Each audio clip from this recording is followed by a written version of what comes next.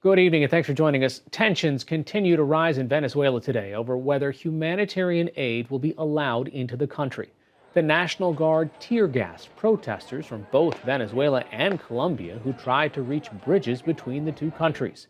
The clashes happen in the bordering cities of Ureña in Venezuela and Cucuta in Colombia.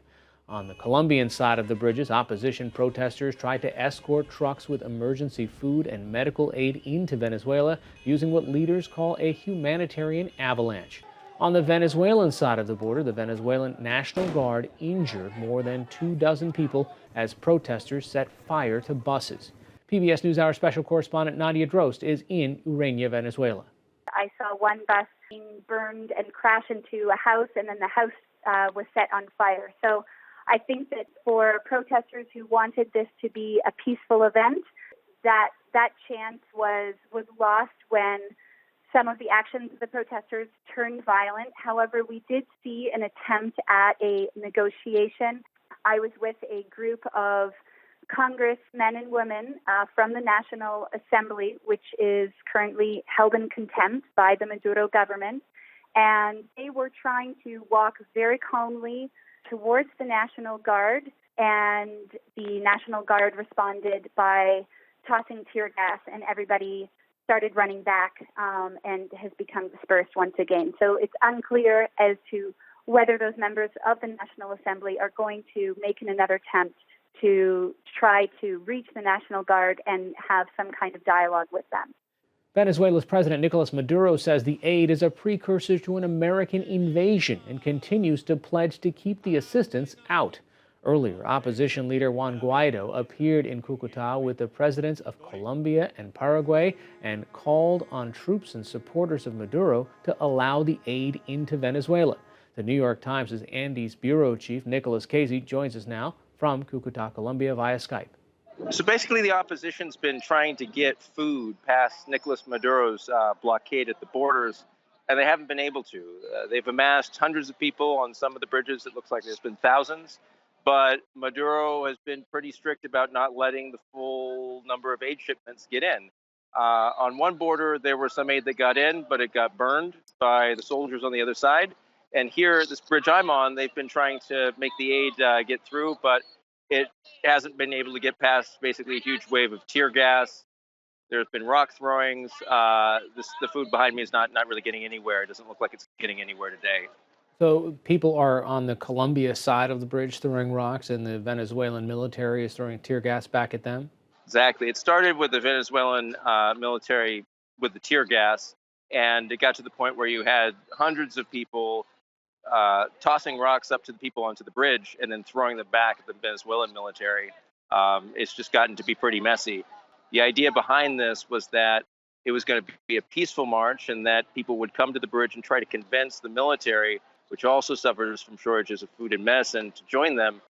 But when it turned into a fight, it just doesn't look like it's going to get resolved. Nicolas Maduro this afternoon severed basically all diplomatic and political ties with Colombia. He's saying, look, this is a staging ground for violence against Venezuelans. And this is huge because Colombia and Venezuela have been at loggerheads many times before. They've even had troops on their borders during Hugo Chavez's time. And for Maduro to come out and withdraw all the diplomats, severing ties to the country right next to you is a big deal.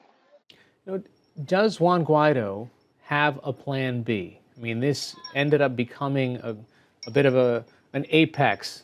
This day, we are trying to get this humanitarian aid into the country, and this was the day where Maduro was going to try to amass his forces to try to stop it. If he's got a plan B, he hasn't told anyone hardly what it is at this point. There was only a plan A, which was to get this border open and to get the aid onto the other side of the border. Now what we're looking at might be something much longer, standoff here. The truck's just sort of sitting there, sort of a trench-style conflict where both sides kind of dig into these border bridges and nothing passes through them. Earlier this week, you cataloged the migration or the exodus out of Venezuela. At this point, they are not able to get out of any of these land routes. Well, no, not Cucuta. That route that I was on with the migrants starts here and then goes up to a 12,000-foot pass in the Andes. People used to be able to walk through this, whenever they wanted to and start their journey, no matter how tough it was. If they wanted to start that today, they wouldn't be able to do that. Nicholas, the sentiment there, the people were optimistic, I assume, this morning when they wanted to see these shipments go through. As the day has progressed, what are people thinking and feeling there? Well, I think people are trying to watch to see what's going to happen next, whether this food somehow will start to make it through. Will more people start to defect from the National Guard? There's been some defections here. It's a big crowd that's sort of amassing here again. The situations are changing by the minute, but yeah, we'll have to see. So can you tell me a little bit about the soldiers that were supposed to be on those bridges from the Venezuelan side who defected today? Yeah, so I was actually here when some of this happened. Suddenly there were cheers and commotion, and members of the National Guard started to come over. There were 8 of them, and they were brought over to an immigration building on the other side of the border. They essentially had defected to this side, and they're going to stay in Colombia.